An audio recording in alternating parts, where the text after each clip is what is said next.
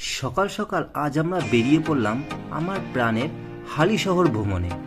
আজ আমাদের দর্শনীয় স্থান হতে চলেছে হালিশহরের জোড়া শিব মন্দির। হালিশহরের জোড়া শিব মন্দিরটি উত্তর চব্বিশ পরগনা জেলার একটি প্রাচীন ও গুরুত্বপূর্ণ মন্দির।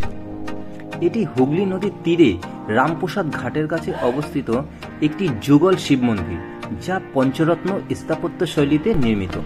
এই মন্দিরে দুটি শিবলিঙ্গ রয়েছে, যে কারণে এটি জোড়া শিব মন্দির নামে পরিচিত। এই মন্দিরটি হালিশহরের ঐতিহ্য ও ইতিহাসের এক গুরুত্বপূর্ণ অংশ। এই মন্দিরের টেরাকোটার কাজ একসময় উন্নত মানেরই ছিল, সময়ের কালে তা ম্লান হয়ে যায়।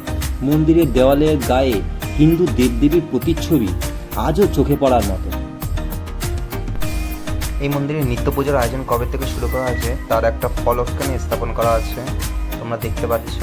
আর এটা মন্দিরের সাইডের দিক, এখানে চৈতন্যদেব নিত্যরত অবস্থায় আছে, তার একটা ছবি ফুটে উঠেছে। আর সামনের দিকে চলো যাই, দেখো সামনে শ্রী রামকৃষ্ণদেব ধ্যানরত অবস্থায় বসে আছেন। এই যে শ্রী রামকৃষ্ণদেব। আর এ পাশে দেখতে পাচ্ছ তোমরা, এখানে স্বামী বিবেকানন্দ বসে আছেন। আর দেয়ালের গায়ে দেখো শ্রী গণেশের ছবিও আছে এবং নানা রকম দেবদেবীর মূর্তিও খোদাই করা আছে।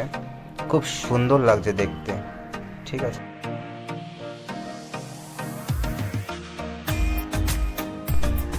বাইরে থেকে মন্দিরটাকে দেখো কত সুন্দর লাগছে দেখতে।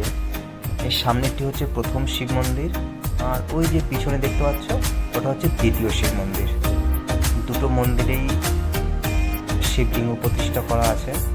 আর ভিডিওটা তোমাদের কেমন লাগলো অবশ্যই কমেন্ট করে জানিও।